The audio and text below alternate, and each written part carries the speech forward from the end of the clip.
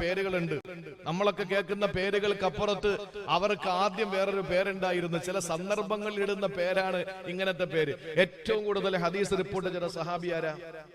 സഹാബികളുടെ കൂട്ടത്തിൽ നമുക്ക് പെട്ടെന്ന് കേൾക്കുമ്പോ റിപ്പോർട്ടറുടെ കൂട്ടത്തിൽ നമ്മുടെ മനസ്സിൽ ഓടി വരുന്ന ആരുടെ പേരാ?